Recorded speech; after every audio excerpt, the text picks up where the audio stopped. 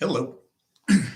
Hope everybody out there is having a good evening and hope May is off to a good start for everyone. Thanks everybody. It's neat to see everybody lined up in the chat room on the side. I appreciate you guys as always. To start off, I'd like to say huge congratulations and thanks to um, James and Sarah Alt for hosting a fantastic Elsie Fest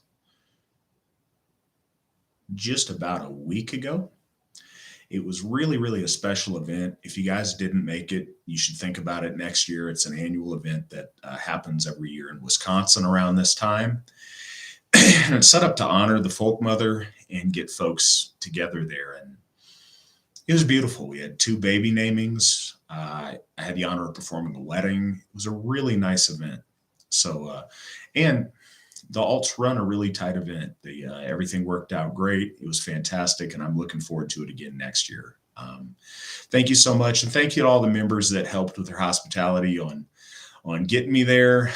Had to do some road tripping and crashing at a folk builder's house, and I appreciate all the hospitality and all the help getting there. So I wanted to, I guess, start off by answering a couple of questions that I received in email for tonight's live. And the first one, I was asked if I had any thoughts or what my feelings were about the Pagan Futures Conference that Thomas Rousel of Survive the Jive is hosting in London, I believe, next month.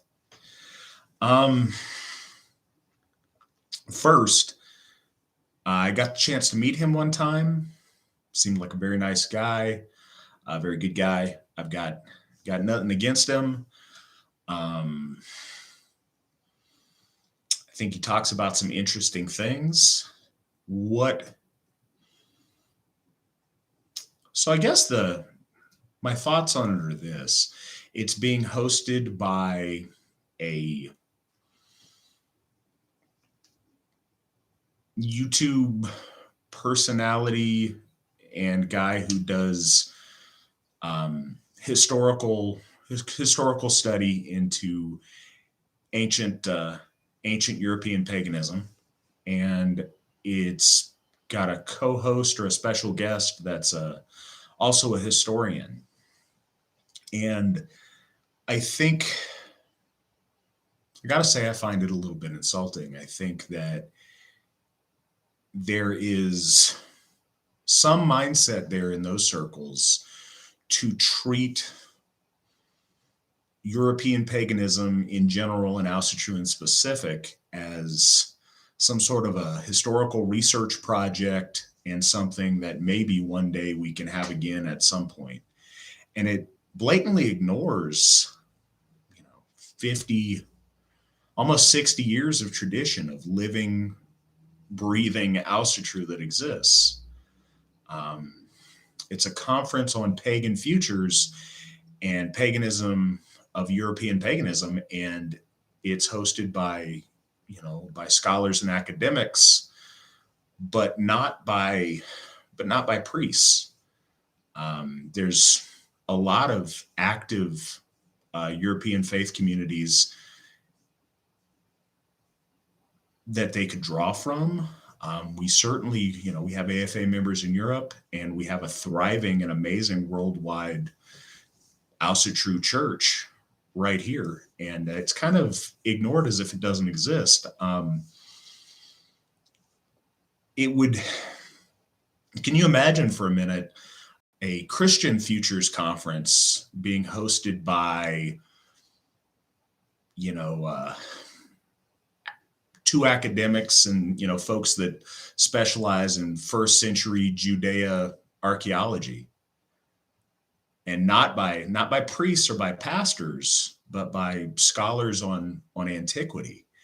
And I think that it does a disservice to Auschwitz and to our gods not to treat this as a living faith that's active.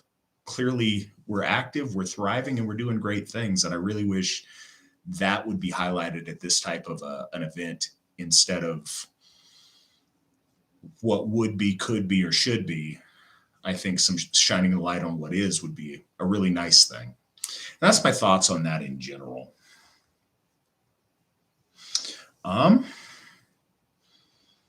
Got another question, but I'm gonna look on the side and see if we've got any questions from you guys so far.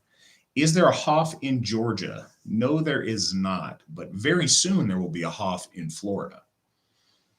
And northern Florida is the plan for that.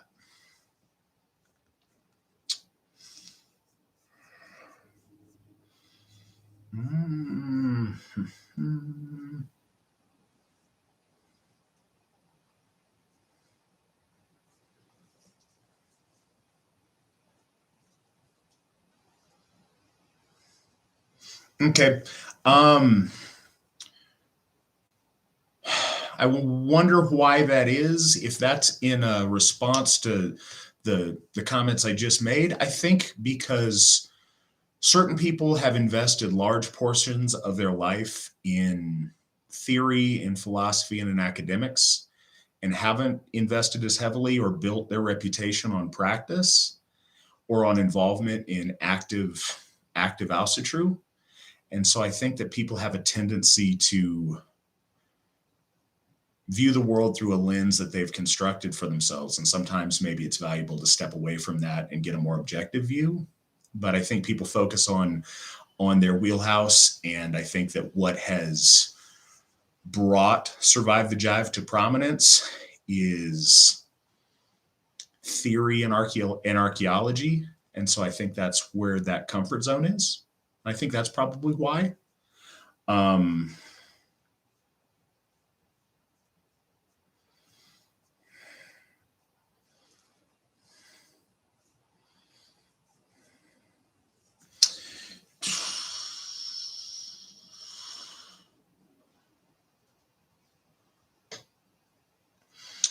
All right, so I've got a couple of other questions, I believe. Question from Alan. Did the original property that was scouted fall through, or is the search still on? So the original property, we've had more challenges than I would have liked on getting yours off, unfortunately. We've had a challenge on figuring out funding. You guys have been extremely generous, and we have that figured out now. We've had a challenge of with a title company and with a bank so far. Now we're in a completely different situation. We have a property we are currently involved in negotiations with, and we're very positive about that. We've got several other options in case this weren't to work out, but I'm hoping to have some really good news for you guys very soon. Now, I know I've said that a lot, and so I'll praise the ice when it's crossed, but we're getting very, very close. And this entire time we've been building up a war chest for it, for more down payment on it. And we've got great individuals on our side that are generously offering to loan us the money that we need to make this happen. So right now we're just trying to find the right place for the right deal. And we're currently in a really good negotiation.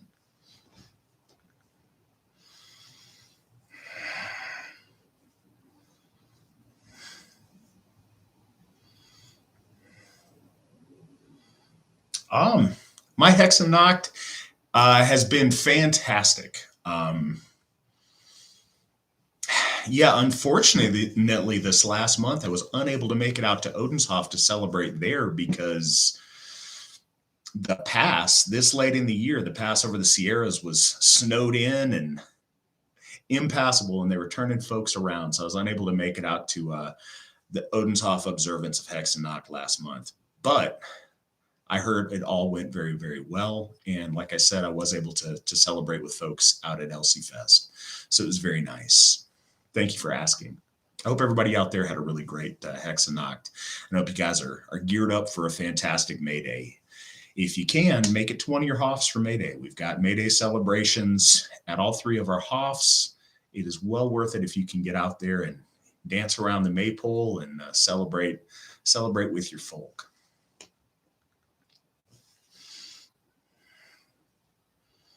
Hmm.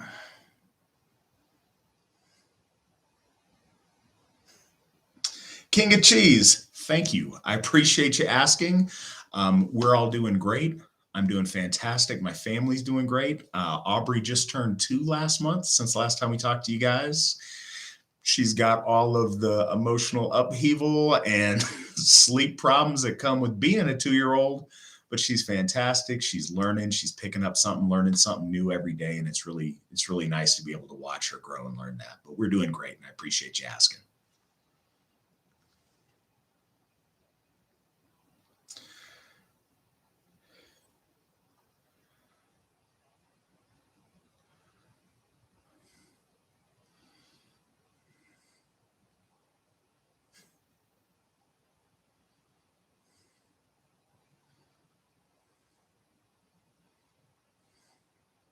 Yeah, what went on is we had a gentleman over on the side that was making ridiculous comments and ridiculous questions about things that aren't really the stuff for noble and dignified people to have a conversation about.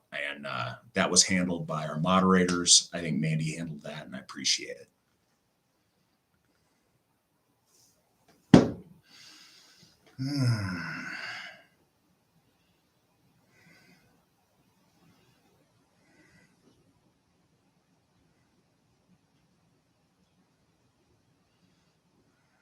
Sorry, guys, I'm reading a comment on the side. We got kind of a lengthy question.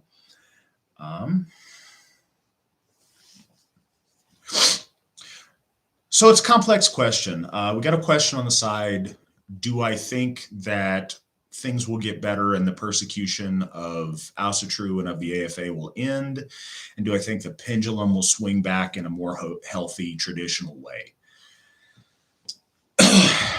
It's complex. Yeah, given an infinite expanse of time, yes, I guarantee you the pendulum will swing back, and I think the persecution will end at some point. When that will be, who knows? But I'll say there's kind of two things going on.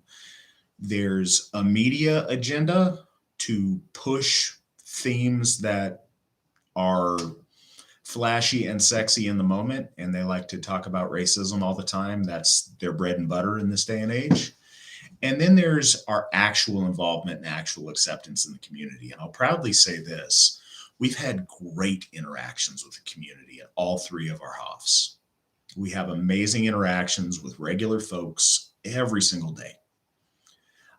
The world is not like the media likes to portray it. That said, when they have involvement with businesses and public perception, they're going to create boogeymen wherever they find it advantageous to do so.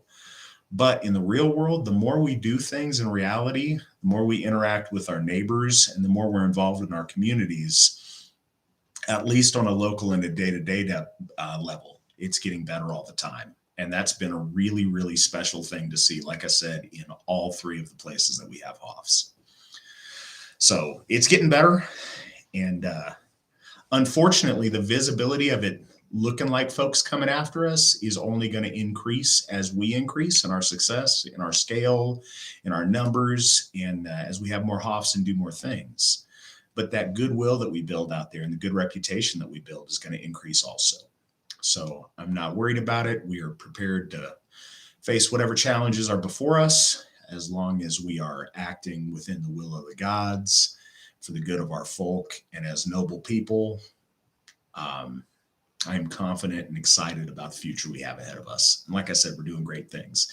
As of right now, we're sitting at the highest number the AFA has ever had as far as members. Contributions have never been higher. Interaction has never been higher. Participation and attendance has never been higher. We're doing great. We are very, very fortunate and very blessed. And I really appreciate it. And I appreciate all you on site who've been part of that.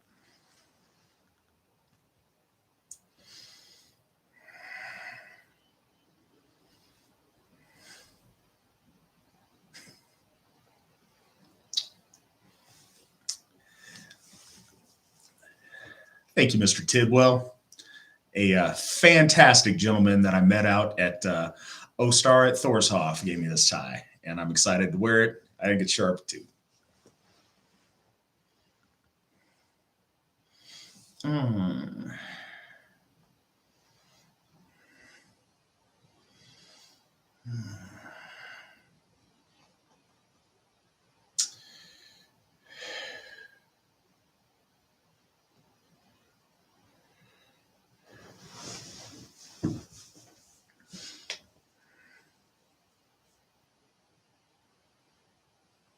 I apologize, guys. Again, I'm reading over here on the side. I want to make sure I'm not missing questions. Yes, Alistair, I absolutely remember talking to you. I hope you and Jessica have been able to have some conversation about the things you were volunteering on, and I appreciate you. I appreciate you being here.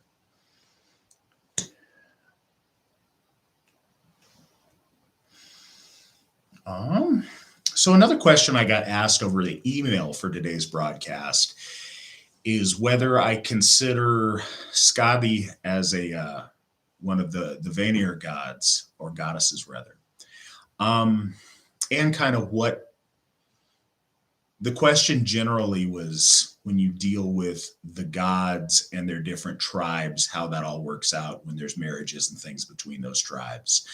And I think we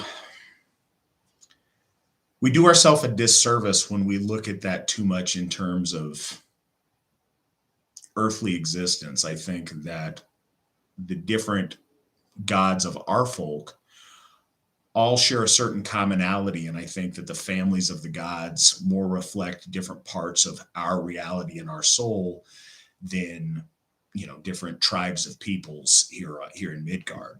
I think I will say this on Skadi. I think that once we see a situation with the friend there, and there's different kinds of giants, but the giants that are useful and beneficial and friendly towards mankind, also the Vanir, the ones that are useful and that our folks worship have been assimilated into the tribe of the Aesir. And you see Skadi listed amongst the Aesir, the goddesses of the Aesir. So I think that she counts as that. I think she is one of the spirit beings in our cosmology that's merged with the Aesir to add her might to that tribe and to the orderly gods in our cosmos. So I see Skadi as an Aesir, and she's listed in the Eddas that way.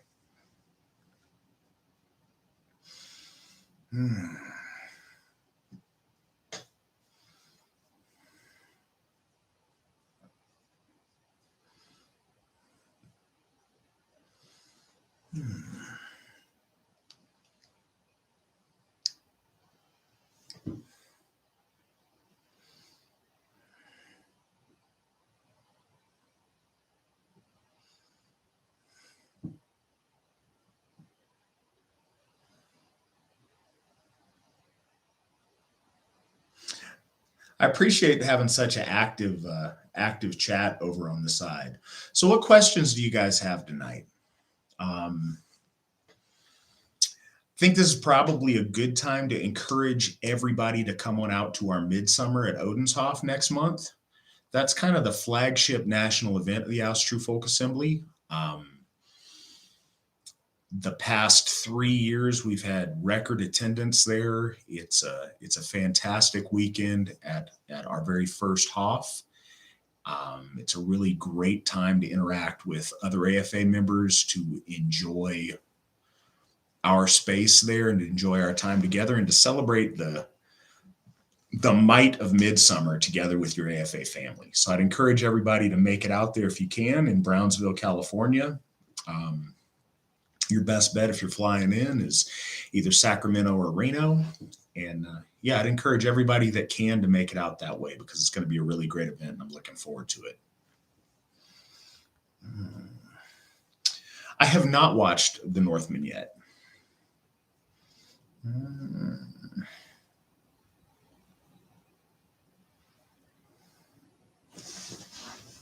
Alistair, when I get off of here, I'm going to have a conversation with Cliff and we'll see where we're at. Yes, we would love your help. We'll try to get that figured out. I'll try to get to the bottom of that for you. I appreciate you volunteering your help.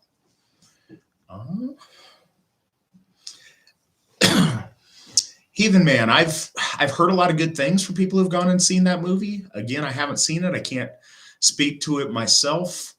I've seen a lot of pictures from it, and one thing that always perturbs me is the drab, everybody wearing black and roadkill on their shoulders depiction of the Viking era. There was a lot of bright colors. There were people that, I went to a museum in Sweden with a lot of Viking era artifacts, and there's all kind of nose hair clippers and combs, and they were people who were very concerned about their appearance. They were people who had beautiful and amazing things, and were really technologically advanced for their era and for the place that they were in the world. So I'm always hesitant when I see kind of ooga booga tribal barbarous depictions of the Viking age, because I think it spreads a misunderstanding about that time period and about those people.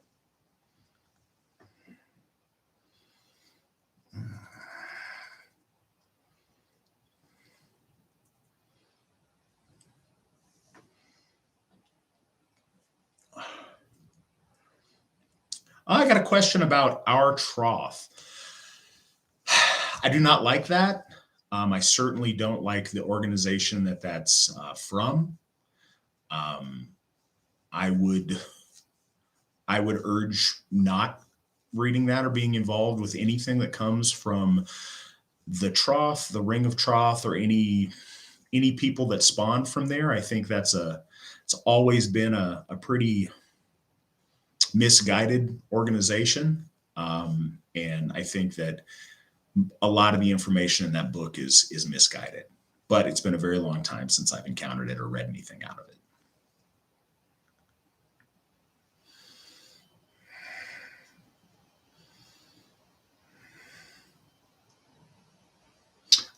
Okay, what would I say to someone who generally agrees with the AFA's purpose and goals, but is more skeptical about the supernatural? I think that's okay. I think being skeptical is probably a healthy thing. What I would say most is something to be said about opening yourself up. Our faith isn't one that demands 1,000% acceptance and commitment to it from day one, sight unseen. That's not the nature of what we do. Your faith is built over time. And it's built over what we call a gift cycle, or an exchange of energies between us and the divine. What I would suggest, being skeptical is okay. Shutting a door and being resolved to not believe in the supernatural, I would say, is not okay. So I would encourage a person who is skeptical but agrees with the AFA on everything else to give it a shot, to attend ritual, to open their mind, to maybe even make an offering and reach out and just see what happens. I find that if you go in with an open mind, or when new people come in with an open mind and want to check out and see what bloat's about, it may not happen the first time, may not happen the second time, but something awakens when they're there with their folk, when they're standing in ritual in a sincere way with other Ausatruar. And when that connection with the gods happens, it's very real. And there's no way for me to, I guess the analogy that's closest to me, and I don't know if this makes sense to everybody or whatever, but if you've ever been hunting, whenever you go out hunting, you're so excited and you want to see stuff, and you're hunting, and every stump or dark spot in the woods or slight movement of a branch is that animal you're hunting. It's like that when you're moose hunting in Alaska. It's my experience. And every anything that your mind could possibly think is a moose, that must be one. Oh, no, it's not. No, that's it. No, it's not. But when you see what you're after and you actually see one, then you're blown away, and you have, how could you have been fooled by this other stuff? There it is. I've seen that with ritual too. And it's one of the most special things I've been able to do as a Gothi, is sometimes to help facilitate that, or to be there when I see in someone else's eyes when our gods and the divine becomes real to them, when all of a sudden they're struck by the reality of what we're doing. That's a really special thing. So like I'd say, I'd encourage folks to come in with an open mind and open heart and see what happens. I can't guarantee anything, but I think there's good odds that something really special will happen in that person's life.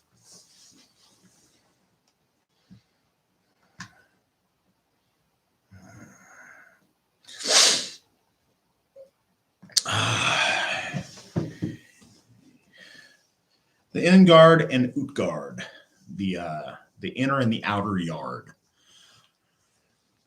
So I got a question on explaining that a little bit, and I guess the concept of that is where you draw the line on people who are inside your circle who you have frith with, and people on the outside of your circle who you don't have that frith relationship with. And I think that you can define this depending on the situation more or less broadly. But there's people who are in your inner circle that you have a high degree of loyalty to, that you have commitments to, and that you have reciprocal relationships and understandings with. And to those people, you owe a heightened level of openness, of honesty, of getting along, and of treating well.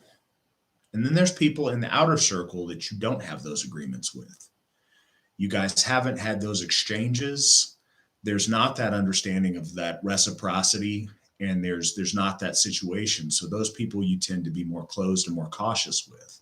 The people in your inner circle, it's a very high trust environment. The people in the outer yard, much less so. And I think that's the bare bones of the Inengard and the Utgard.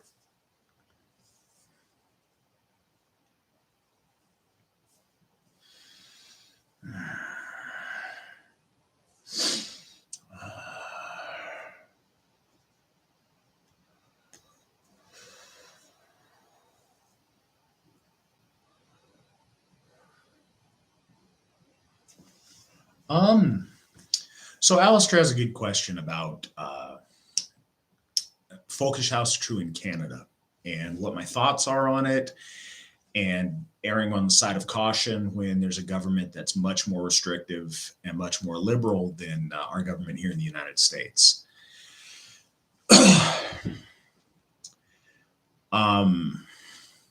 I don't know the exact letter of all the laws in Canada, and I want you to stay on the right side of that and, be law abiding. But I encourage everybody to be sincere in their faith. And I think as much as is humanly possible, you should live your faith openly and you should live your faith proudly. I'm not sure what rules would come to this in Canada, but as far as you can, I don't think you should err on the side of caution. I think you should err on the side of truth and the side of openness. You should use your real name, your real faith, or your real face, and be proud of your faith, be proud of your beliefs, and be proud of where you stand. I think the only way for any of this to get better is for people to show their face in daylight and stand behind the things they believe. I understand that's more difficult in governments where the rules are a little bit different. So I can't speak as an expert on that, not being a Canadian citizen. But as far as is legally permissible, you should be open and proud of who you are and what you believe in. And that's the only way to make it better for your children and your children's children who follow along in this faith.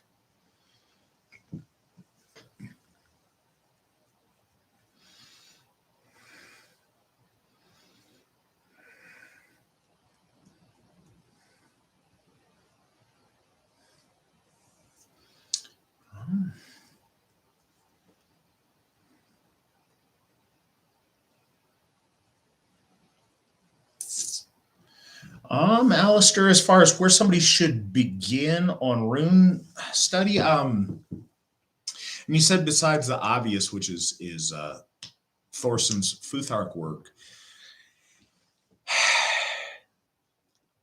all roads lead to Edred Thorson. They really do when it comes to runic study. He is the source of that study for modern Ausatru. I don't vouch for everything that man believes or everything about his lifestyle, but his runic knowledge is extensive. He's put in the time and he's devoted his entire adult life to an unbiased understanding of the runes. I think his work is very good. Futhark is certainly a really good place to start, but he's written several other books that I think are very good on it. Rune Might is one of his that I think is particularly useful. And one that I like and I think is not talked about as much is Alu, also by Edred. And I think that one is very, very useful, and it talks a lot more about practical application than some of his other books. Another one that's not by Edred, but is by a Rune Guild member that I think is very simple and very good for younger people or people who are brand new to trying to study the runes. And that's the Runes Workbook by Leon Wild. I really like that. That was, one of the ones I read earlier on, and I think it's very accessible to people who are just starting out on learning about the runes. So I always like to recommend that book. I actually found that at the time in a Barnes and Noble. So that one has sold fairly mainstream and has had some success that way. So it should be hopefully easy to find. But I think that one's always one I recommend to people who are new and just starting out in their runic studies.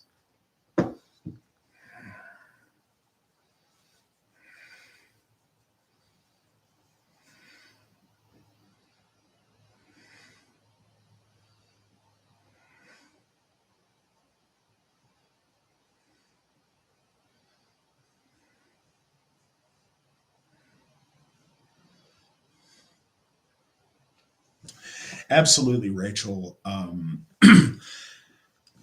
For a long time, there was a lot of Asatruar that were, I don't know, that claimed to be solitary practitioners. And I think that, there's occasions in your life where that may be the case. If you're stationed in some obscure place, or your work or your life has you in some foreign, drastically foreign country to where none of your folk are around, I think that makes sense. If you're incarcerated in some way, I think solitary practice makes some sense. If you're homesteading out in the middle of nowhere, I mean, you make the best of your situation. But if you have the option, also true is meant to be a community faith. It always has been. The community was everything to our ancestors. Asatru was born out of our folk relating to our gods as a community and as a family. And I think that's where you see the fullness of this faith, is when practiced within a community. So if it's at all possible, I can't encourage you enough to get involved with local AFA members in your area and to practice Asatru as a community, as a folk. When you get together in ritual, you become, something magical happens. You become much more than the sum of your parts. By the fact of you participating in ritual as a group, it magnifies the power of what you're doing in a way that you don't get individually.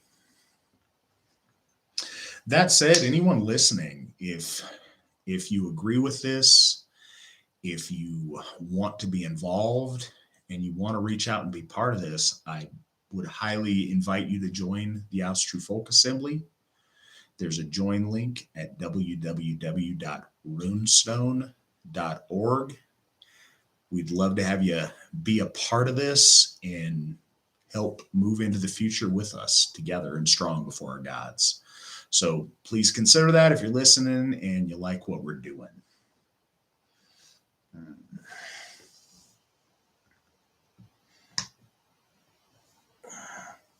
Got a lot of activity in the chat room today. Who would the Norse sky god be?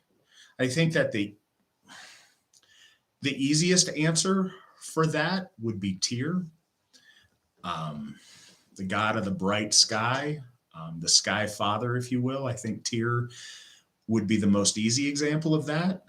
But I think that if you're looking at filling archetypical sky god roles within an Aryan context. I think that both Odin and Thor have roles of that. Certainly with the storm, with the thunder, with the lightning, with the night sky. But I think when you think of the bright day sky, Tyr is the best example of the sky god of our pantheon.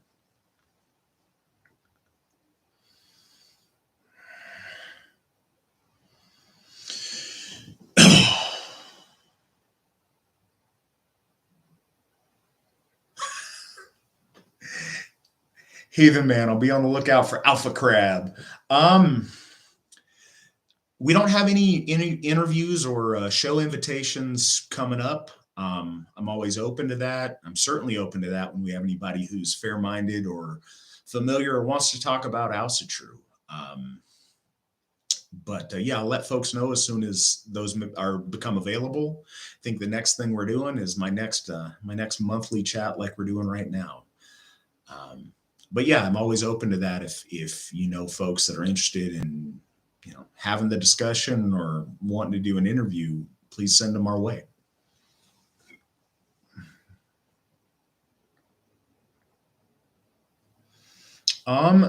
Z Moon.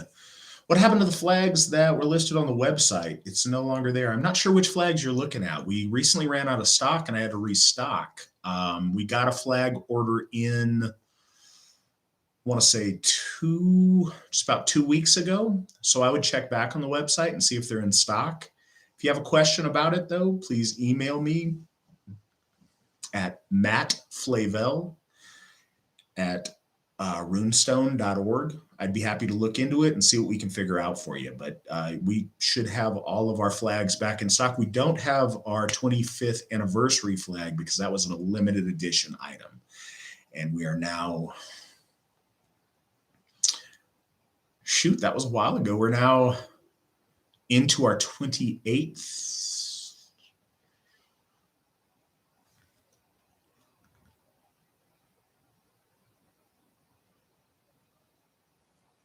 Yeah, now into our 28th year. We got 27 years in the books now. So that's the only one I think we're out of.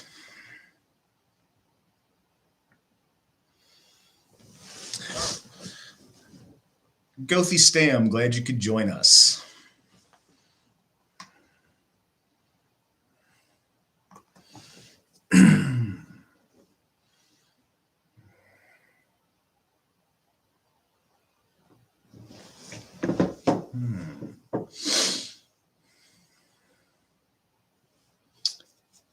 Alu would be spelled A-L-U.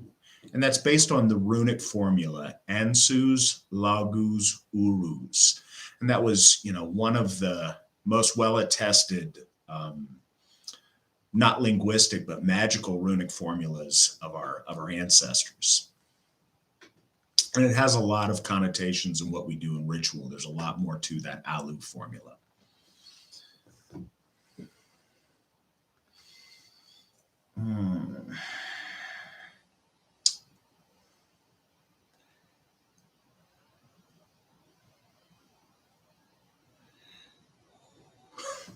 A lot of these questions I answer and I look and our Gothar or our folk builders or just other members are answering them in the chat. I appreciate the help, guys.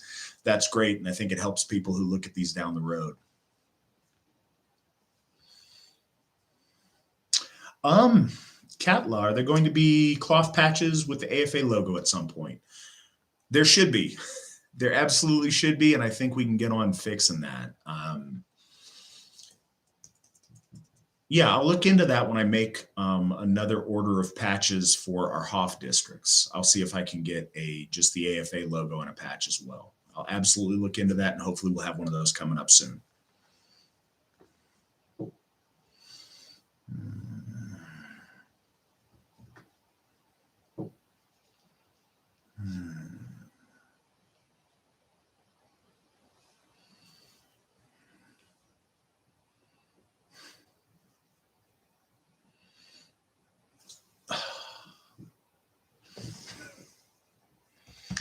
All right.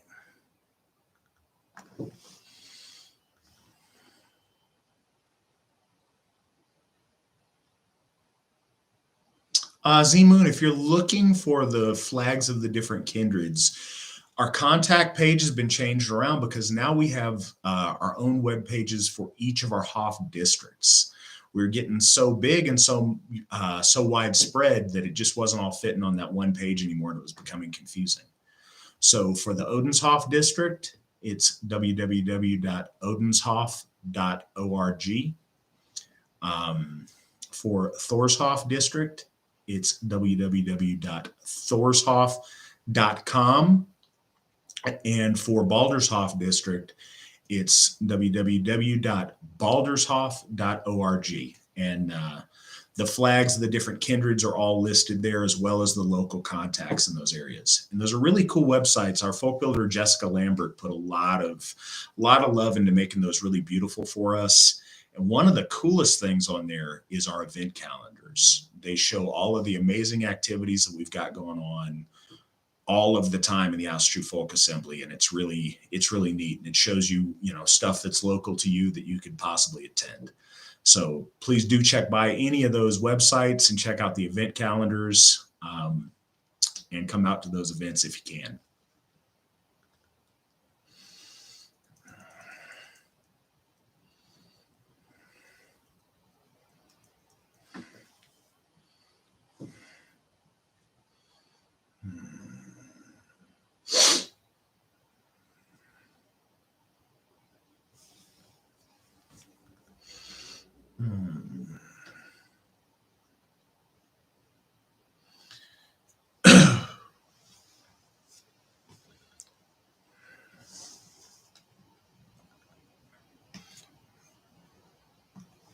Sorry, guys, still looking over on the side. We got a lot to wade through over there.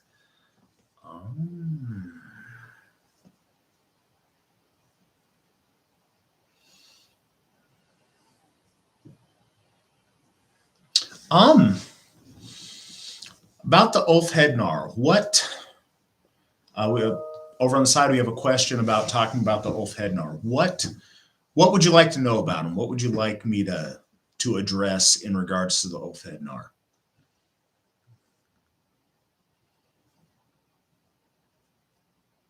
Seamus, I'm sorry that you think that. Clearly we disagree. Wonder why you'd show up to tell us that tonight.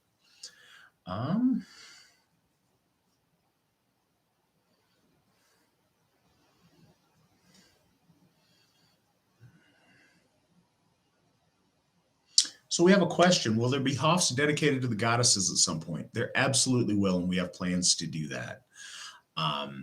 We have a very specific order that we're going in. It was something that we committed to and are part of a cycle with a long time ago, and that was listing the gods and the goddesses in the order that they came up in the Gylfaginning poem in the Edda. As soon as we're done with the 12 Hofs towards our 12 gods, we will begin with our goddesses. And so there's a lot of those coming up, but we do have a little ways before those Hofs happen. But there absolutely will be Hofs dedicated to our goddesses, and I look forward to that.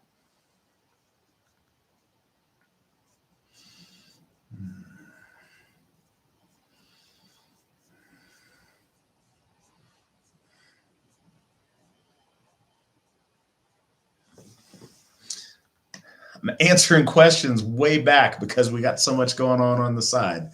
Working on it. I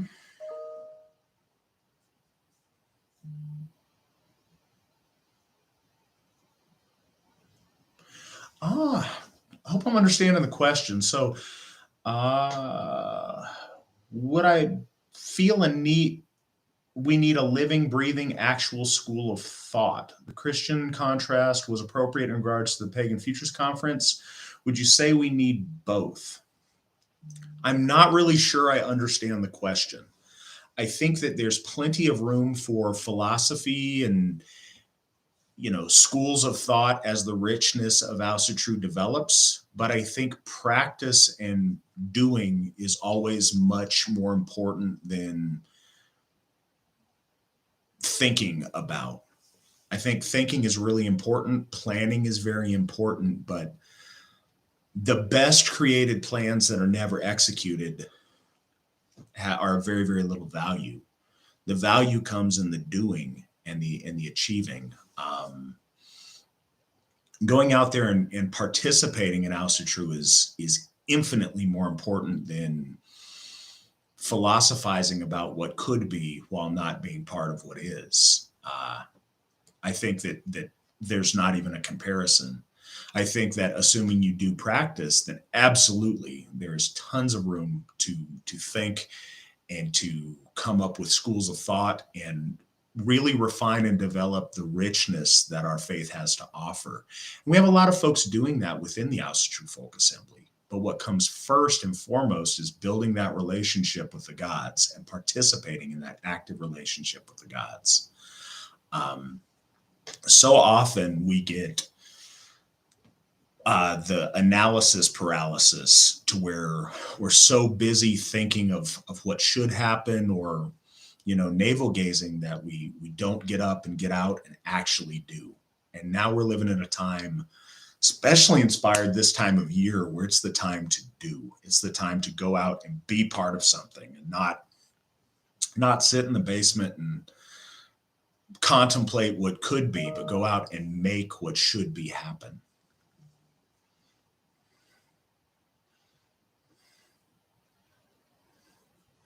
Matthew, it is absolutely easy to join the AFA.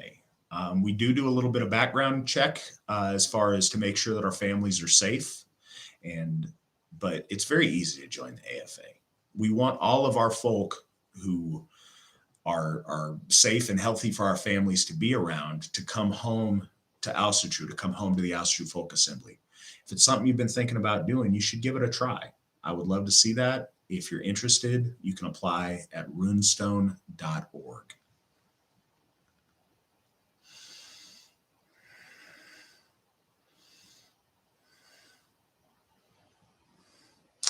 And Lion of Apollo, I just want to say again, I don't mean to downplay academics. It's very important. I think that most all of us here are, have a love of history, have a love of archaeology, a love of literature. Many of us a love of philosophy. So I don't downplay any of those things, but all those things should equip us to live our life instead of prevent us from actively living our lives. When the two work in harmony, I think that's beautiful. When the one detracts from the other, especially when the thinking stops the doing, I think that's a significant problem in our circles. And I think that's one of the reasons I talk about it so much. I don't ever want to downplay the amazing things about history. I love history. A day doesn't go by that I'm not listening to a historical podcast or reading a book about history or biography or both. So please don't think that I'm downplaying any of that. I'm not, I promise.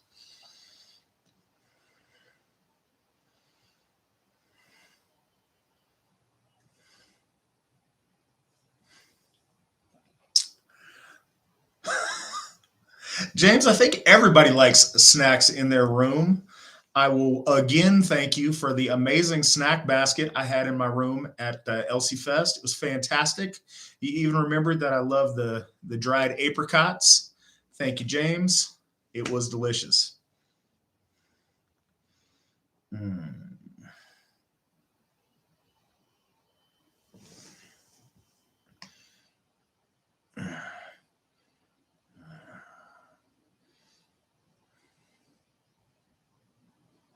Hey, Fawn, it's great to see you here. I hope you're doing good.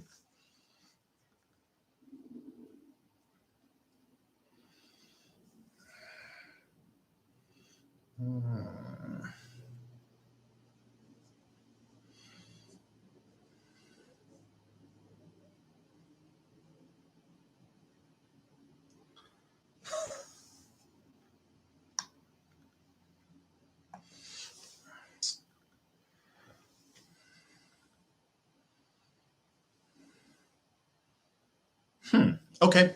Salutrian asks, some people debate if there's a political solution. Do you think the AFA offers a religious solution that is superior to what other activist / political groups offer? Yes, or I wouldn't be doing what I'm doing. I think that politics and religion certainly have a relationship, but your religious values should inform your politics and not the other way around. I think that, hey, Aubrey, I think that good politics come from good values and good people with good goals. And I think that we're, so many people are very frustrated with the world around them. Look, this is my beautiful baby girl, 2 years old. Got chocolate on her face because she had a Kit Kat and she's squirmy. So I think this is a brief appearance this evening, but I appreciate her coming and saying hi.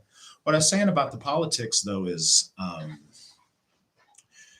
we all have different things we want to see in the world. And I would never encourage people not to be politically active. Go out there and make a change in the world where you can. But I've known a lot of people that have been involved in all kind of politics all of their adult lives and haven't seen their world really get better by it.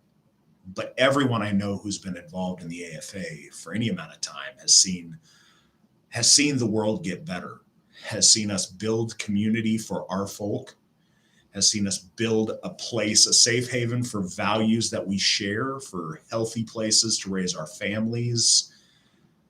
It's been overwhelmingly beautiful. And I think that's the most accessible solution. If there's ways to fix the big picture at some point, that's fantastic. But right now, we have the opportunity within our AFA family to continue to build something that is truly changing lives and that's beautiful. And if you haven't been a part of it, it's hard to explain how serious or how big that is. But I've watched this, I've watched all of these things that I wanted to see happen in life, and they were distant dreams a lot, with us having Hoffs and having the amazing AFA community we have. And now I get to watch my daughter grow up playing with other AFA kids at families like my own that were built through the Austrian Folk Assembly. We're fixed it to play at Hoffs dedicated to our gods within the AFA. And it's good that we have Gothi Stam over on the side, but starting next month, we're going to launch our homeschool program so we can raise our children and help educate our children in a way that supports our worldview, our faith, and our values, and shelters them from some of the very toxic things that are out there in the world today. So I think that the religious solution offered by the AFA is the best place to go and the best place to start. And it doesn't stop or hamper any political solution. It's just good in and of itself. And if you've got the AFA, then you can go out from that place and pursue political things that you feel are beneficial and the right thing to do. But the AFA is your base and as your home for that. That's what our folk need. Our founder, Steve McDowell, always talked about how our folk suffer from a soul sickness. The AFA is the cure to that. And when we are whole again, and when we're supported by a faith community that supports our values, then we're in a much better place to do anything in the world, be it political, activist, or not.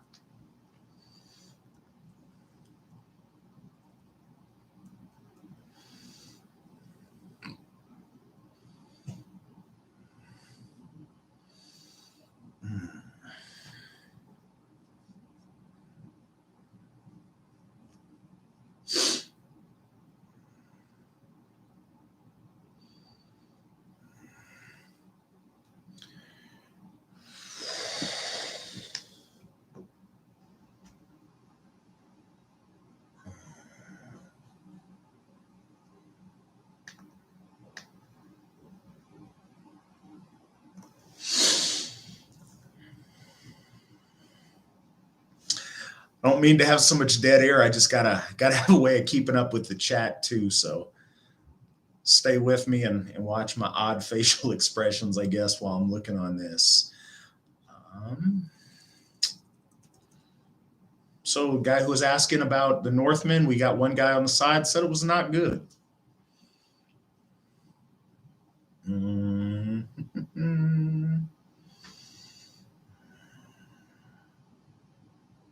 What is the order of the gods in that poem? All right, Katla. So this is the order that we're going to have our Hoffs in. 12 gods in that poem, and it's a little bit confusing, so you've got to read it very carefully. In the Gylfaginning, though, it lists the gods that are, depending on your translation, worthy of worship or beneficial for mankind to worship. And those gods are in this order: Odin, Thor, Balder, Njordr, Freyr, Tyr, Bragi, Heimdall, Vidar, Vali, Uller, and Forseti. And that's the order that we're building that we're establishing our Hoffs in. And anybody who wants to check that out on their own, it's the poem called the Gylfaginning in the Edda.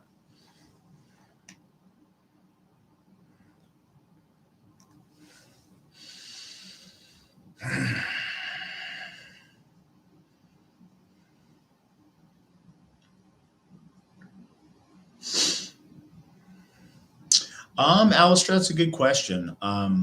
He has a question about addiction and how that the Alistair principle of victory can help folks overcome personal battles. We have a lot of people in the AFA, and I don't think it's us specifically, but I think it's the world that we live in that struggle with addiction. And Alistair has helped a lot of people overcome that. I think one thing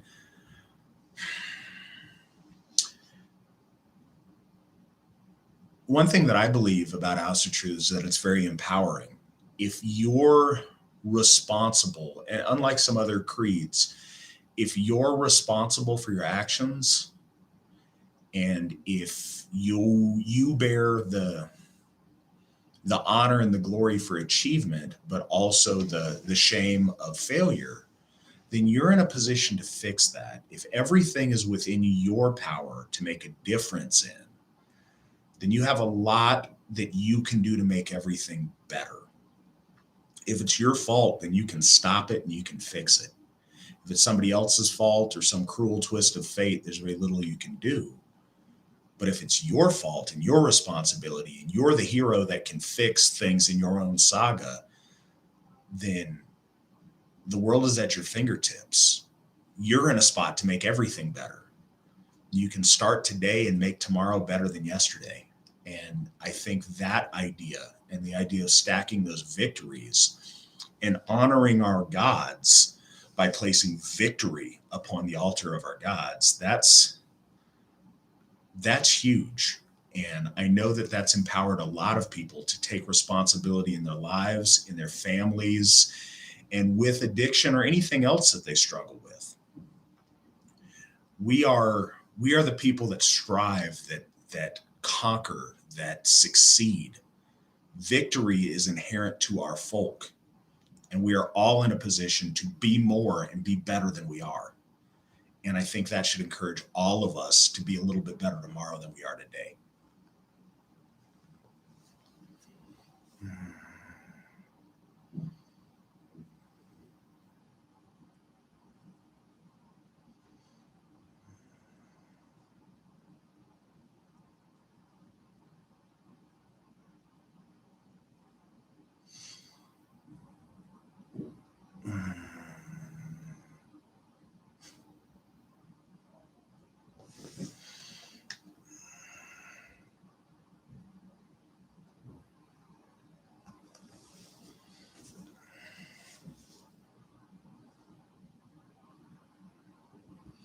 Stevie, I'm glad that you enjoy these. I love doing them. I look forward to this every month. I really like getting a chance to talk to you guys this way.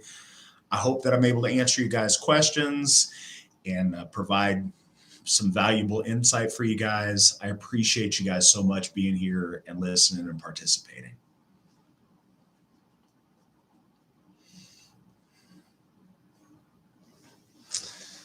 I don't know if there's a lot of trolls or it's just the same troll over and over again, or just what we're dealing with tonight, but shows that we've got an audience and that folks are listening, and I suppose that's a good thing.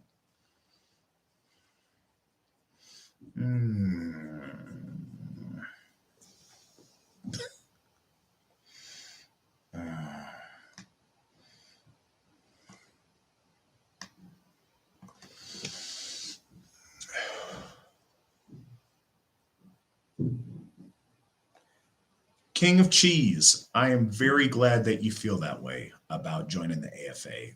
He said over on the side, if you can't see this in the replay, that in the short time he's been a member, the AFA has helped him turn himself around, and that joining was one of the best decisions he ever made. I feel that way personally as well, and I'm really, really glad that you feel that way. My wife, Mandy, is working hard. We appreciate you in the moderator chair. Thank you so much.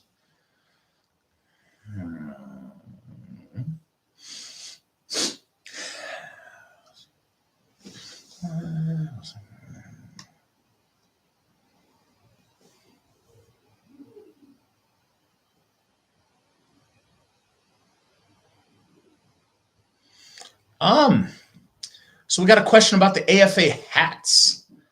Now I got to find my place on where I was in the chat. We got a question if the AFA hats will come back on sale at the store. Yes, at some point we will have hats back on there. We just got one of our own members to make our products in-house. She's doing stuff made to order. She's the one responsible for all of the shirts that have gone up in this last month. I think the next thing she's going to tackle is athletic wear, some gym shorts, some tank tops, and things like that for the summer. But yes, we will absolutely get some more hats going. And that's AFA member and folk builder Melissa Mills. Thank you so much, Melissa. You're making beautiful stuff, and we really appreciate it.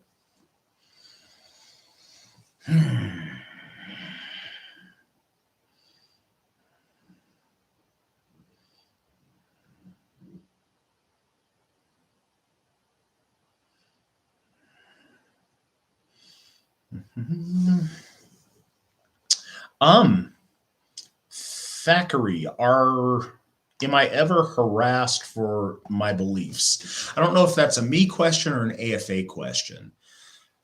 Online, I suppose we're harassed for our beliefs often. In reality and in person, not ever, not once. I think a lot of this is a really easy thing for kids to do online activism and get all excited about. But I think in reality, it's much harder to do that when you have to look somebody in the face, and not for fear, but it's different when you're dealing with a nice and friendly person in front of you that's happy and you just decide to say rude stuff to them. A lot of people who say rude things on the internet aren't the same kind of folks that say rude things to your face in person for a variety of reasons. But no, I'm never harassed for it in real life. But yeah, online, I think we face harassment for our beliefs all the time. Matthew, I'm glad to hear you're going to submit an application. That's great. Sorry, my wife just walked in and looked at me funny. I wasn't sure what that is. Hopefully I don't got something on my face.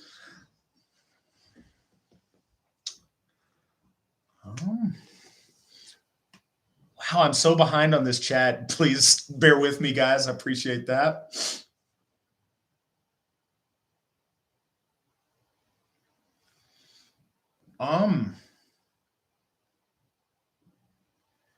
Z-Moon, I'm not sure what situation you're talking about. If you gave me a little bit more detail, I can respond to it better. Yeah, please, if you could provide more detail on what you're asking, I could give you a better answer. I'm not trying to duck you. I just not really sure what situation you're referring to.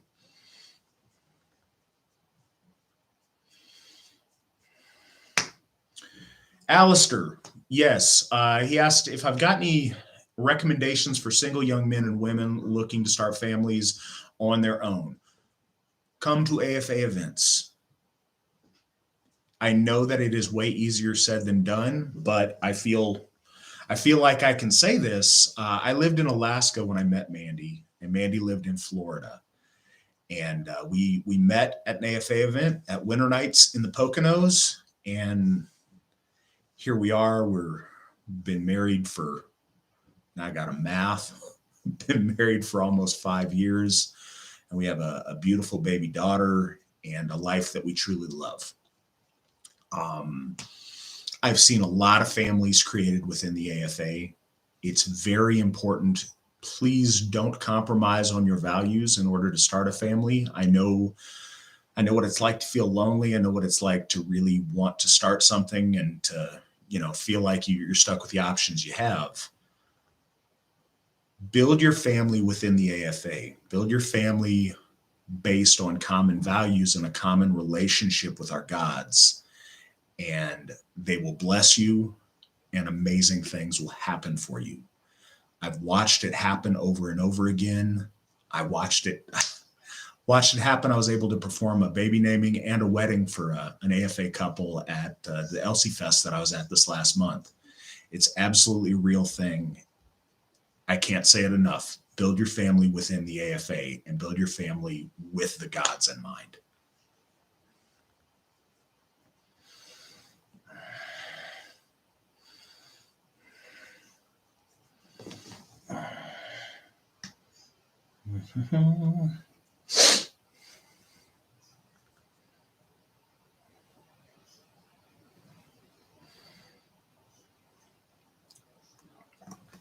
Z-Moon, we have people in Michigan. Oftentimes the folks in Michigan interact with our Ohio folks or our Wisconsin folks or our Indiana or Illinois folks. If you're willing, and here's the thing, do we have folks in your town? Maybe, but chances are if you want to be involved, you got to drive a little bit. But the distance is much shorter today than it was before. And all it takes is for people in your area to get together, to join, and to stick around until other people join. And then there you go, you have a group. But yeah, surrounding Michigan, we got some very good groups with decent numbers of people.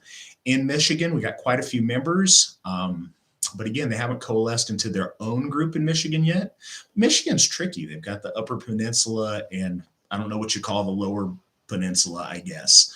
But it makes Michigan a little bit trickier. Usually the Upper Peninsula guys go to Wisconsin, but we do absolutely have members of Michigan.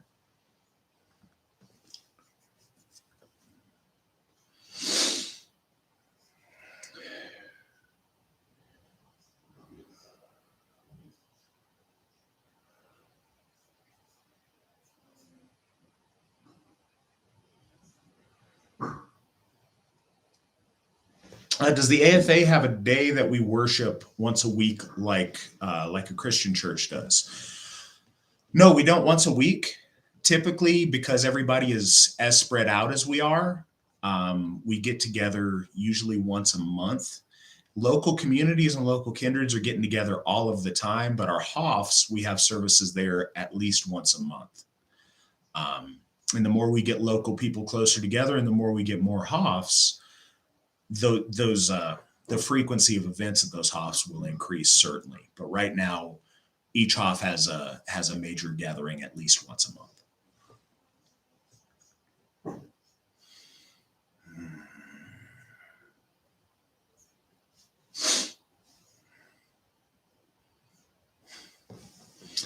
We are all very, very excited about the homeschool program.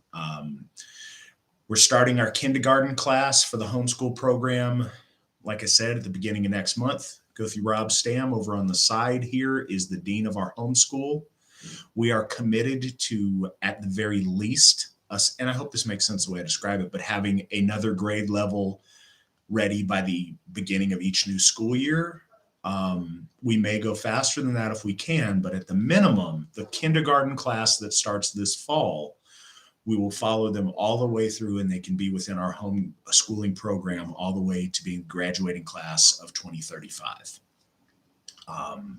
Like I said, it'd be nice to move faster than that, but we don't want to rush it. We want to make sure we do it right. And kindergartners starting this fall will be able to go all the way through their all the way through 12th grade with the Austrian Folk Assembly.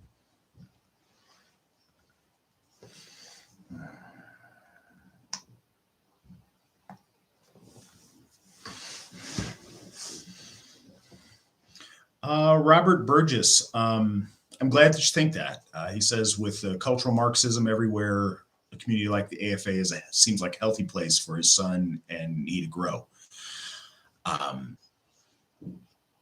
We are. I'm glad that you think we are, and I'm excited for you and your son to be a part of that and for us to grow together. We do our very best to provide the very best community that we can that honors our gods, honors our folk, and builds for the next generation.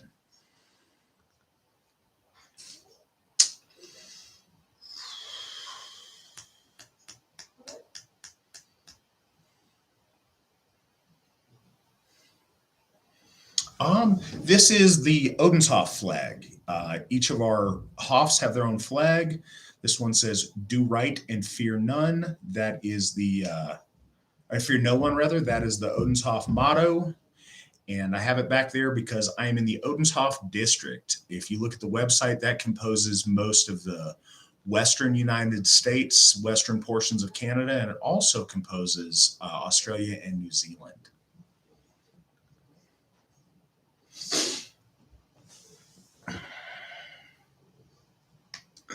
Fair enough, Alistair. I need some elevator music to play while I'm reading the chat over on the side.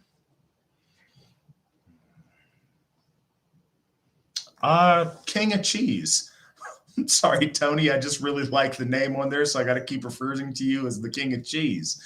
I'm really glad to hear you had a good experience with Frey, with lighting candles. It can be as simple as that: lighting a candle on your altar, maybe burning some incense, and just opening yourself to the gods. Sometimes has really powerful results. I know that's how I started, and that's why I'm here today doing what I do.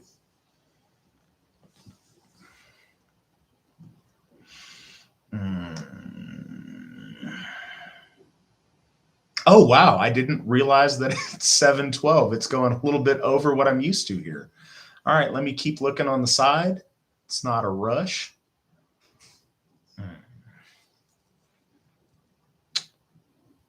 So Joel says he likes the Northman and it was great. So I don't know. Not having seen it, I can't judge. Getting a variety of opinions on the side.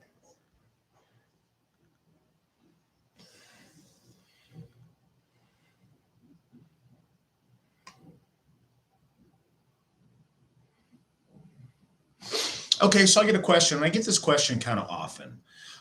For professionals, how should we approach joining the AFA openly and reducing the stigma with those we encounter during our work life?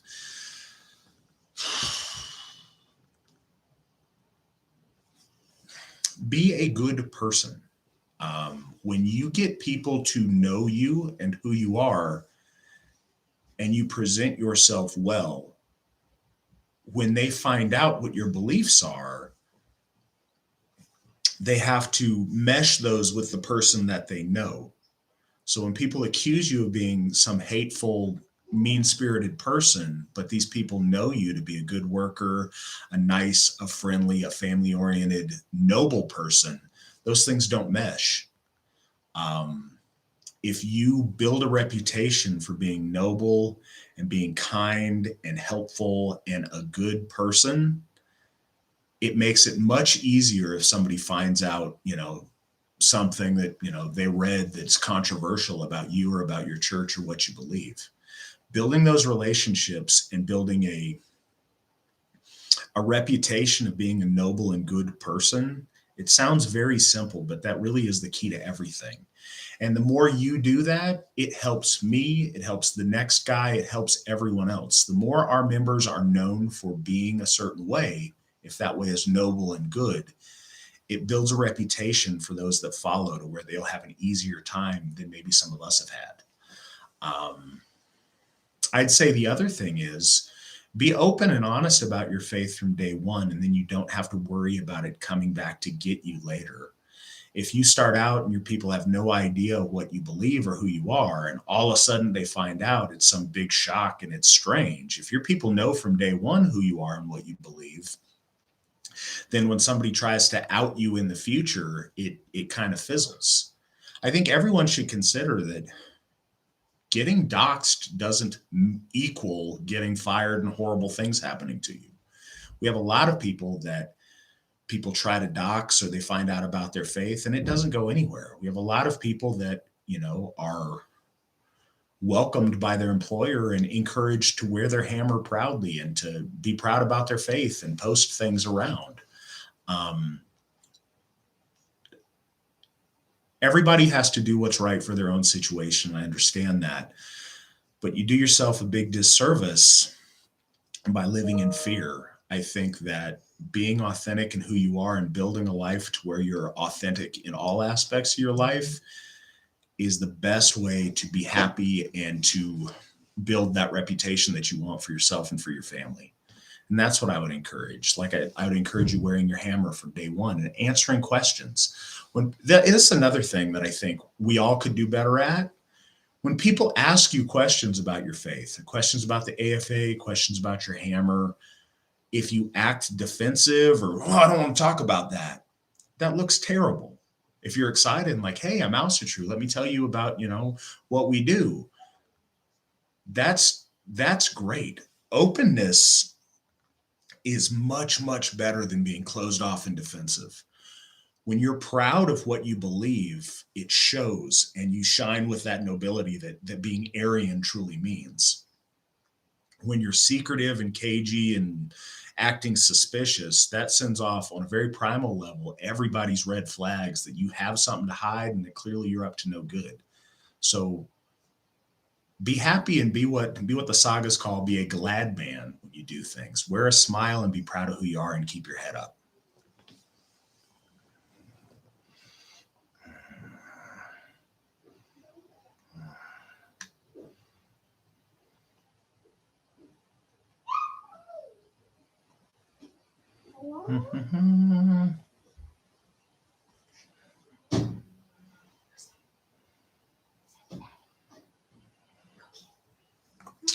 All right, guys.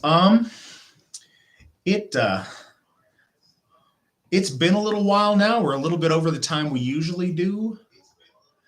I'm going to let you guys go, but I want to give you a chance if anybody has any last minute questions they didn't get answered or anything they want to hear me talk about before we end it tonight. Please just take a minute. We'll give it a couple of minutes here. And if you have something, please ask on the side. Thank you so much for all of the great questions tonight and all of the activity in the chat room.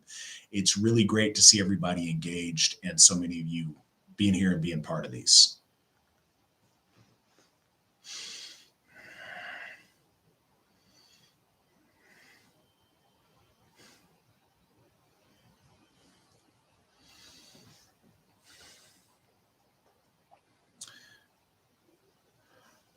While I wait for any last minute questions, I want to encourage anybody who's listening to this that is interested, go to www.runestone.org.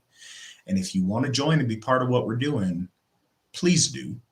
There's a join button there. We'd love to have you be a part of it. We've got great things going on. And a part of our declaration of purpose is issuing the call for all of our folk to come home to our gods, come home to our AFA. So I'd encourage you guys to do that. Got one last question I see over on the side. How's the BJJ going? I don't do Brazilian Jiu-Jitsu. I do Japanese Jiu-Jitsu. It's going really well. I'm a brown belt at it so far, and I'm working really hard to try to advance and get that black belt. Dealing with some old man joint stuff, but it's going really good. I appreciate you asking.